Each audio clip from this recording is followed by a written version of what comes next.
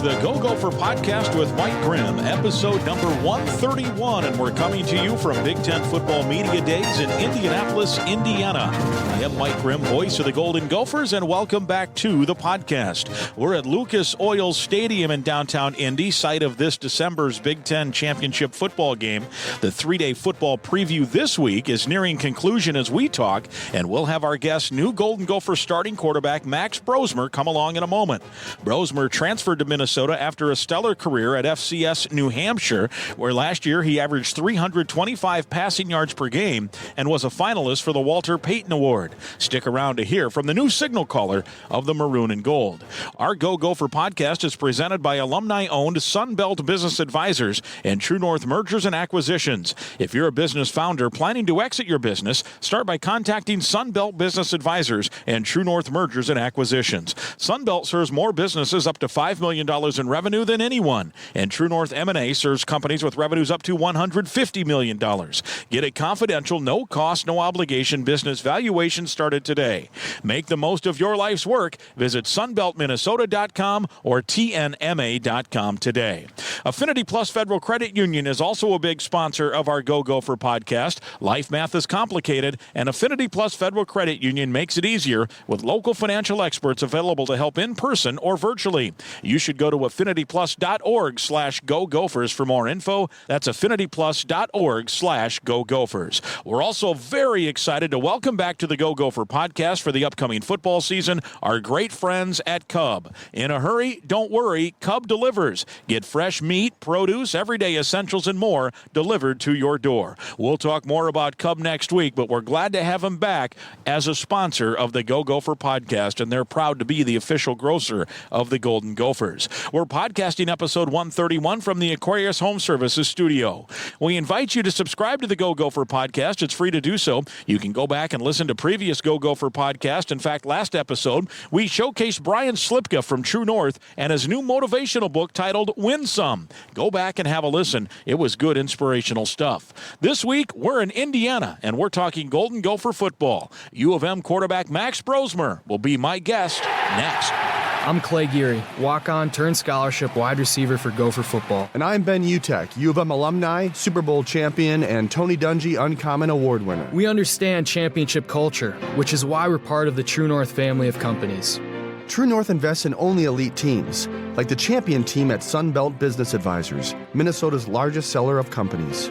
To learn more about True North and our diverse family of independently owned companies, visit TrueNorthEquityPartners.com. Get a great return on your investment with a Royal Credit Union certificate. Choose a 5.05% annual percentage yield 13-month certificate or a 4.75% annual percentage yield 18-month certificate. Royal certificates have no minimum opening balance and a locked-in rate for guaranteed earnings. Open a certificate at any Royal office or online at rcu.org/certificate saver. Early withdrawal penalties could reduce earnings and principal. APY accurate as of 7/16/24. Insured by NCUA. It's episode 131 of the Go Gopher podcast. We're coming to you from Lucas Oil Stadium in downtown Indianapolis, the final day of the three-day Big Ten Football Media Days, and new Golden Gopher quarterback Max Brosmer is our guest this week, as he's one of three Gopher players chosen to represent the school here to be part of the media availabilities, and then a fourth, Dragan Kesic, the high-personality Gopher kicker, is here doing some social media stuff as well. Max, great to see you, and welcome to the podcast. Yeah, thanks for having me on, man. How has this experience been so far for you to represent the Golden Gophers in Indianapolis? It's been a blast. I think Big Ten Media Day is always something that, it's a super big event that we're all excited to be able to have the chance to come attend.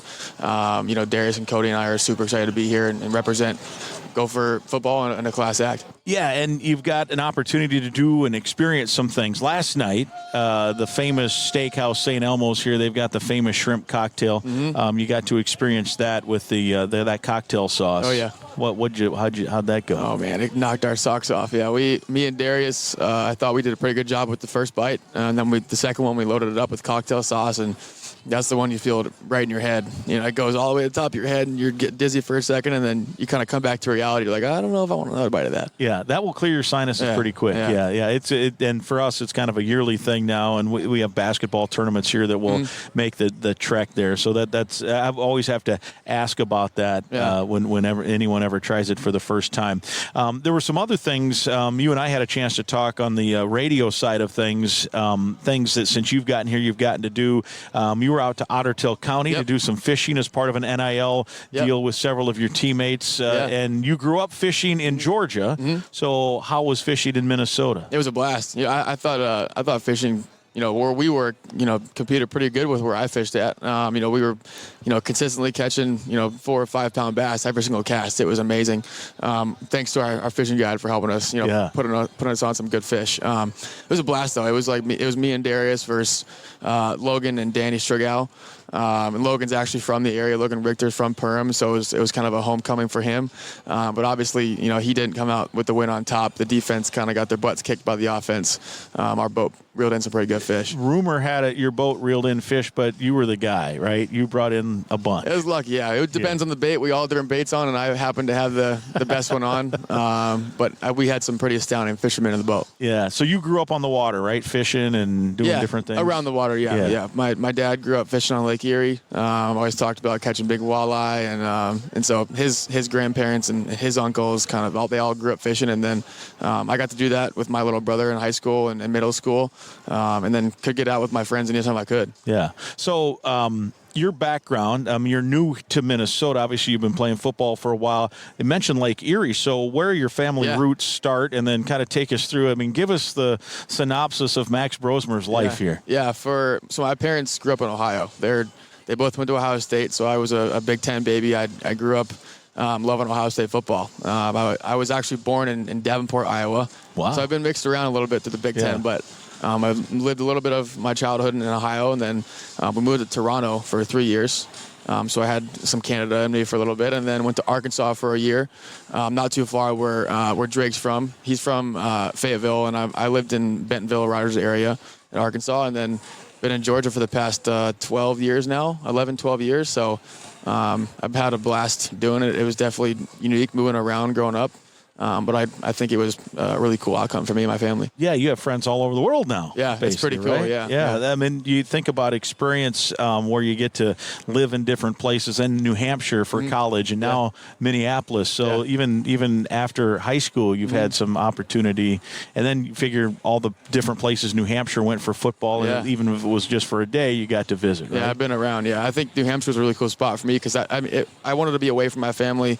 I kind of wanted to do my own thing and get up. And New Hampshire happened to be a good spot, and it ended up being the perfect spot for me and my family. And they came up to every single game, and so they got the taste of the Northeastern culture. And now we're coming over to Minnesota, now to the Midwest, and back to the Midwest for them, I guess. And so now I get to live it in part of my college career. So growing up, did you have like Buckeye sweatshirts? Did you make it a point, your parents watching games on Saturdays? Yeah. I grew up going to all the games. Did you really? When we were in Ohio, and then I had AJ Hawk fat head on my wall. Like the whole wall was taken up by AJ Hawk. I was a big Troy Smith fan. I got a signed football of Jim Tressel in my room still currently. That's still there. That's part of like my family culture, I guess you could say, is like we were big Buckeye fans growing up, and all those historic years where we got to be fans. It was pretty cool. Yeah. Well, your current head coach PJ Fleck was a grad assistant for Tressel. Did that help? Did you guys have some common ground to talk about there a little bit? It's kind of cool. Yeah, I think more from my dad because he was a huge Jim Tressel fan, and so it was like I think Coach Fleck talks about why he wears a tie. My dad was pretty. It's pretty cool for my dad because it was a Jim Tressel connect, and it shows you how small of a circle football really is. Yeah. No doubt. And PJ still talks about Tressel will, during the season, text him almost every week. Check up on him. How's the season going? So I think that's pretty cool. So AJ Hawk was your guy growing up? That was your... my defensive guy, I definitely emulated Troy Smith a lot. Heisman Trophy winner. That was like the first quarterback I really remember from Ohio State that I could watch. At what point then did you realize football, like, okay, I'm pretty good at this. I have a chance to, create a future for myself through college, and who knows from beyond there? Yeah. I started really playing in Toronto in Canada, but I played receiver over there. and obviously the rules are a little bit different. So moving from Toronto to Arkansas, I kind of made the transition from receiver to quarterback. And then I got to Georgia in 5th grade, and that's where I kind of took off with quarterback. And Georgia football is no joke, especially when you're like, in a feeder program going to a high school. It's like you start in middle school and you're running all the offensive plays from, the high school that you're going into. And it's a year-round thing. There's no, you might be able to run track, and they say they can, they push you to do more sports, but you don't really have a ton of time to do it. Yeah. Which makes Georgia high school football awesome, because ultimately you have a lot of really talented players because all they're doing is football. And I ended up being a really cool situation with my team in Centennial High School in Roswell, Georgia. My head coach was Deshaun Watson's coach in high school in Gainesville. And so we did some really cool stuff in high school, had a blast for doing it. Yeah, and Roswell, Georgia, the Gophers have a few other guys over the course of time. Seems too like Georgia's kind of become, I don't know how to phrase it. It used to be Big Ten teams hit Texas and Florida a lot to go get skill players. Yeah. And I think Georgia's kind of become that new almost third option because the high school football has risen to such a high level. Gophers have a lot of Georgia guys over the years. PJ's staff has hit that a lot. And Roswell, there's been guys from there. And it seems like you go around the Big Ten, there always seems to be a Roswell, Georgia guy sprinkled around about the Big Ten. I'm sure in the SEC also. Yeah, it's definitely become a hotbed. Over the past 5-10 years. I mean, it's been ridiculous. I think the new high school football kind of switch over from it's becoming more of college now, as like college is moving towards the NFL a little bit. Yeah. High school now is becoming a little more college-like, and it's kind of scary. You kind of lose the high school, like the Friday night lights. It's become more of a business now. There's high schoolers in Georgia making $1 million deals, and it's like become so money-driven, and where it's like now you're losing what football really means, and it's just hanging out with your boys, playing football on a Friday night. Right. Yeah. Most of those guys don't get to play in college, and it's like the few players that are lucky enough to even make it, it's become a business, and it's not the same. Yeah. Take me through the recruiting process. So you had a successful high school career. How'd you end up in New Hampshire? What were your options, and did that put some chips on your shoulder to go out and play the way you did? Yeah, I think my goal coming out of high school was to play Division I football. I think everyone sets their goals really high and to go Power 5 and now P4, I guess. And but I just wanted to play D1 football, and whether that was at the mid-majors, Power 5 level. FCS wasn't a spot. Like, I didn't want to play FCS. I knew I was better than FCS. But when that came around and I realized, like, all right, I'm not really getting a lot of FBS love, New Hampshire came in. It was perfect timing. It ended up being an amazing school choice for me. I would never choose another school over New Hampshire in that situation. And I didn't look back. I took it and run with it. I had an amazing coaching staff. Some best friends that I'll have for the rest of my life, and it really opened my eyes up to how talented players are in the FCS. People don't realize how talented people are in the FCS, and I think that's where I grew the most for football was at the FCS level at New Hampshire, and where I learned the most coming from Coach Mack, who had been there for 20-something years, and he's a legendary coach in the FCS, and then moving to Coach Santos. With my offensive help with my OC, Coach Brian Scott and Coach Belcher, I grew so much with my team. That was my next question, because even just a general college student, whether they're not an athlete or not, you come in, to me, yes, getting a degree is important. That can help you, but just the growth you make at that point in your life, you create a new network of friends. As you mentioned, you've got friends for life from New Hampshire. But from a football perspective, from your freshman year coming out of high school till Walter Payton, trophy finalist. What was the growth like? And I mean, you can see even in just the game logs, nothing freshman, and then the next thing you know, you've put together some really good years. Yeah, I think the growth piece is something that's different for everybody. I think we talk about the line of success, and it's never a straight line. It's never linear. There's always ups and downs with success, and people who are successful people learn how to battle those dips and those highs and lows. For me, I think everyone's. For the most part, as you go from freshman year to senior year, your play will get better because you've seen the same competition. You understand the offense. You understand how to play football at that level. But really what grows and really what should grow for a quarterback in that situation is your leadership. And I got the opportunity to play as a freshman in New Hampshire. I started I started my second game there as a freshman. And it was very, very challenging. I think that I was talented enough, skillful enough to play as a freshman year, but leadership-wise, I had no idea how to lead seniors in the room. Like I was a freshman that just came in January because I graduated early. Yeah. And I'm trying to lead, offensive linemen who have been there for 5 years.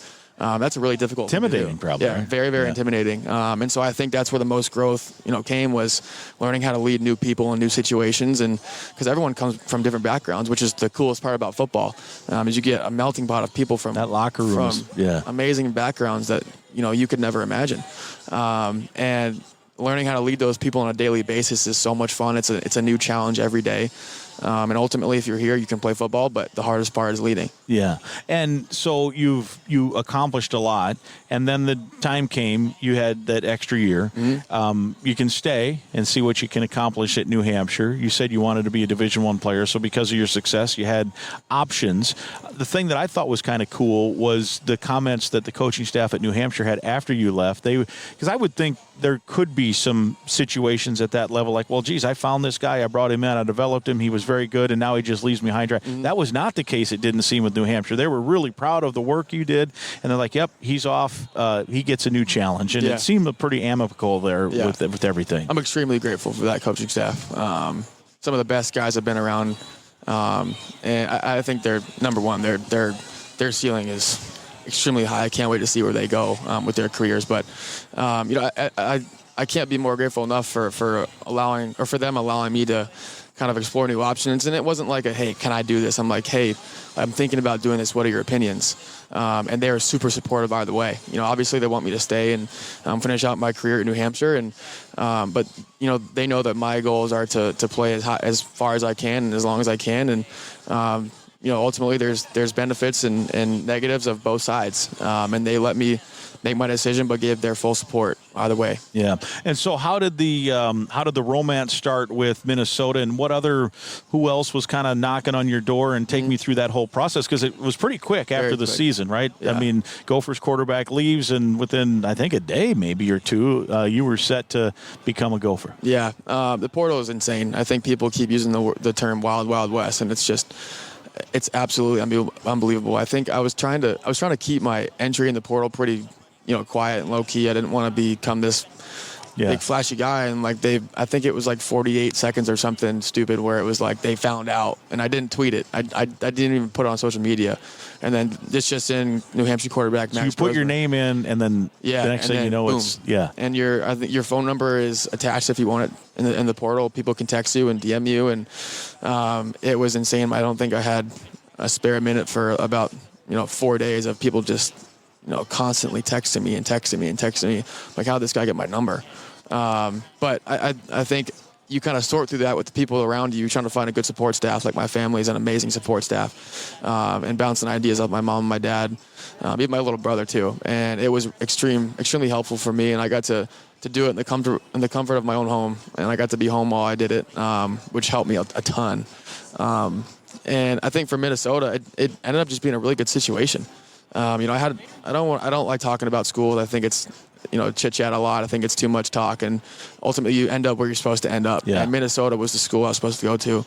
I truly and firmly believe that. And I can't thank Coach Fleck and Coach Harbaugh and the coaching staff for taking me in, with barely knowing me. I mean, same on both sides. We had like less than 2 weeks to make the decision. Mm-hmm. It happened so quickly. So we kind of had to just roll with it and see how it went. And I think it's been going great so far. Yeah. And when you talk about that, PJ's commented when he's recruiting a high schooler, it's a long-term courtship. Mm-hmm. When you're recruiting transfers, it's speed dating. Yeah. Like it's like lunch, let's have lunch and see how it goes. So how was it that Minnesota struck a chord with you that through this speed dating, trying to find the right mix? What was it about the coaching staff and the school that was like, all right, this is the spot? I think it all started, I would take that back. Number one thing was I've heard of, Coach Fleck's success at Western Michigan, and, hearing that, and I was like, oh, it was kind of like this coach you kind of never really, see or hear about, but it's like the guy, you're like, oh my God, this guy's the man.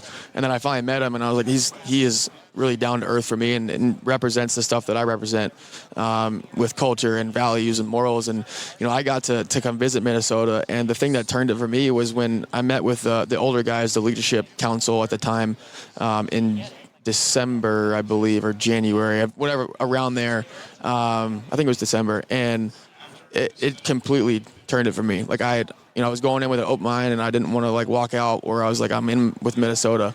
I wanted to kind of take with my options and figure out and sort it through. But after I met those guys, it was clear that it was the right school for me, and we had an immediate connection right away with the older guys, and I'm still really, really close friends with those guys who were in that room. Who was on that group that you could tell was, okay, this guy's been through it, he knows what the program's about, and this is what I want to be part of? Yeah, I would say all of them, really, but the guys that really made a difference for me were Danny Strigau, Quinn Carroll, Daniel Jackson, Ariante Ursary.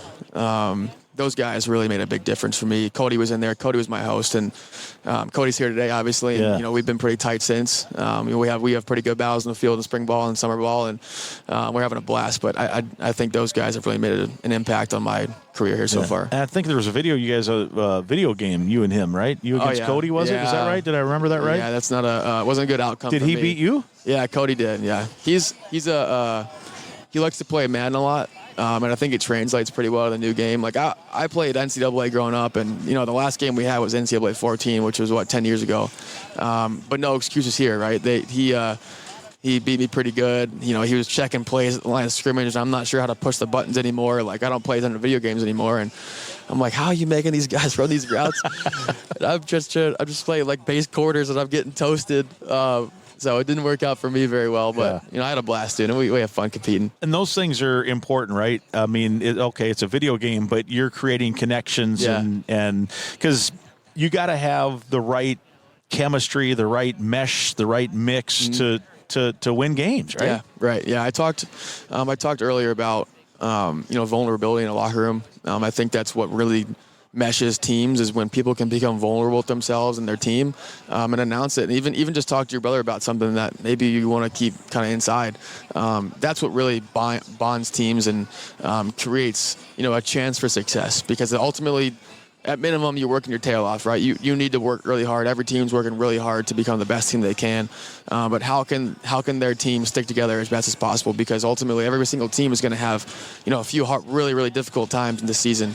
And that's what, makes football so challenging. But the teams that can battle through it and stick together are the ones that are going to be successful. And, that what we're doing now as a team has been unbelievable. Yeah. More on that in a second. I got to talk about one of our sponsors here. We want to thank Affinity Plus. It's your local credit union, proudly serving Minnesota since 1930.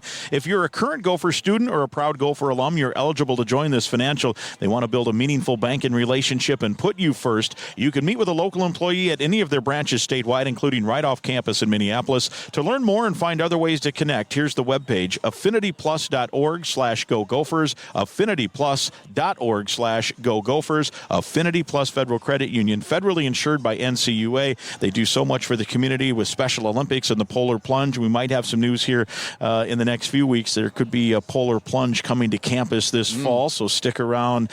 Stay tuned, as they say. It's people-centered banking, perfect for Gophers, and we're proud that we just had a great meeting with them. They have re-upped with another year of sponsorship of our Go Gopher podcast. So great Gopher folks. We want to thank Amber and everybody involved with them. We have Max Brosmer here. It's episode 131. We're in Indianapolis, Indiana, Gopher football, or Big Ten football media days. The Gopher Day is today. We're recording on Thursday, talking about that leadership, that importance of chemistry, and building that kind of melting pot of a locker room, as you talked about. Because you're right, 105 guys from all kinds of different backgrounds, and it's a great, I've always said, it's one of the great teachers of life. Football players are as prepared for life and challenges as anybody coming out of college, I think, whether you're an engineering major or the most simple of majors, what have you.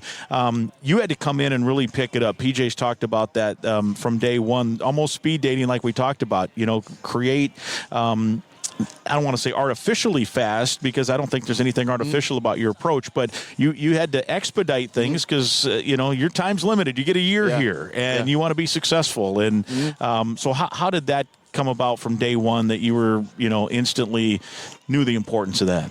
Yeah, I think, it's a combination of me knowing that I have very limited time, but also the team as well.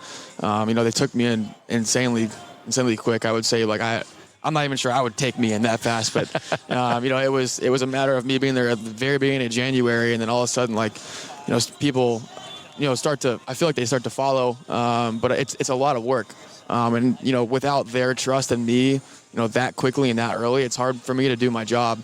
but ultimately I have to earn it every single day. It's not just, throwing a good ball like, oh, you're my guy.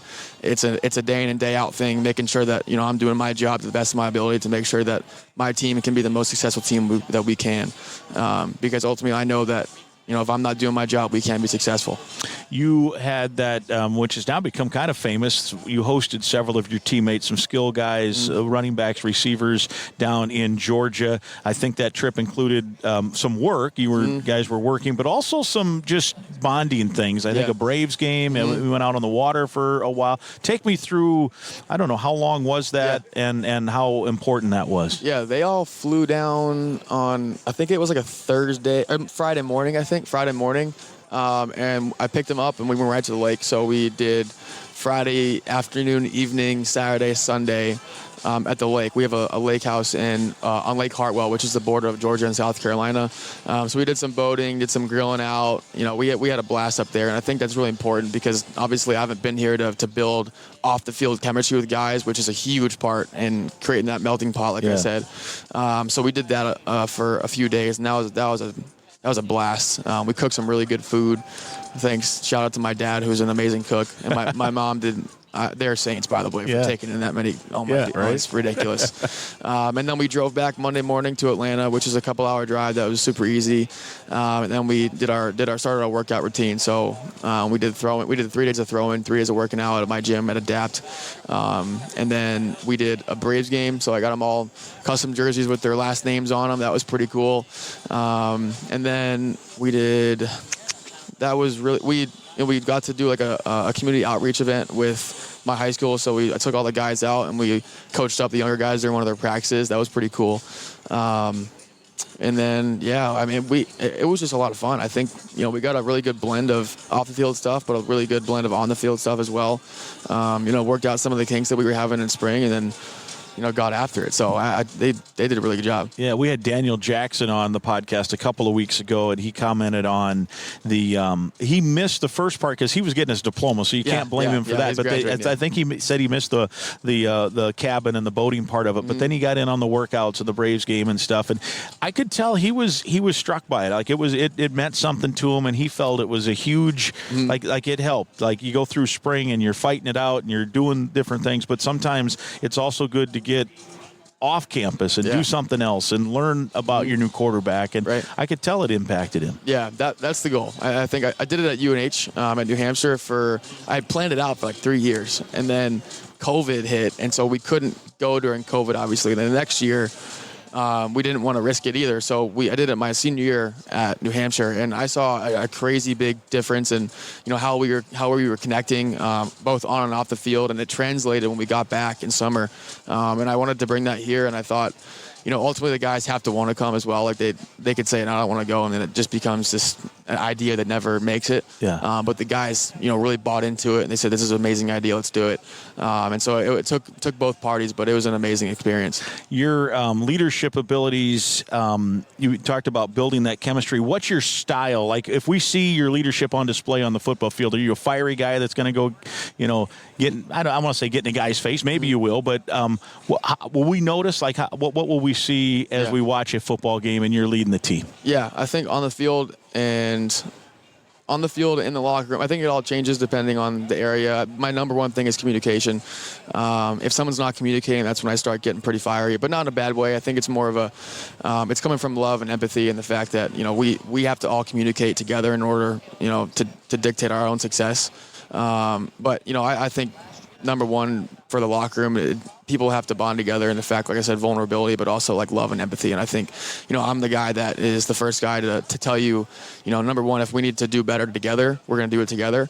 But also if you're doing an amazing job, I'm going to be the first one to tell you you're doing an amazing job. And that's also part of communication. And the moment that communication doesn't happen, it starts to crumble.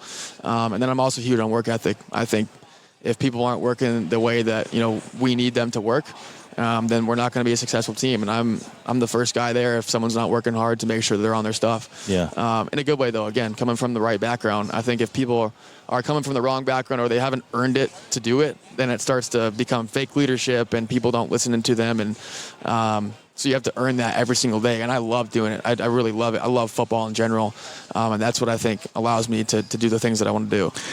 competitive nature of you, I'm interested how this mix will work. Gophers have been known, we're going to run the football. We're going to pound the ball. The offensive line is built to run block. Darius Taylor's maybe the best running back in the conference. But you're a competitive quarterback, knowing there's times where you're going to have to get the ball vertically downfield, throw the football, win games. So what's the mix there that you think is going to be, we'll use that term mesh point again, the right number of runs, the right number of passes? The offense passing game struggled a little at Minnesota last year. I mean, you're, a number one reason, that, all right, maybe there's more of a passing attack. So take me through all that. That's a long, wordy question, but I hope you know what I'm trying to get. I know what you got.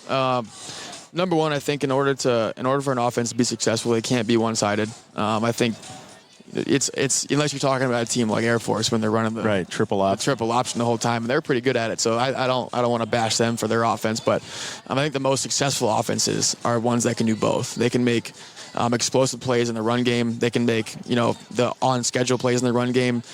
They can make explosive plays in the pass game. They can make explosive plays that are mid-range passes where receivers can break tackles. They can make the quick, easy throws look really easy. There has to be a blend of everything in order for you have to give the defense as much as you got.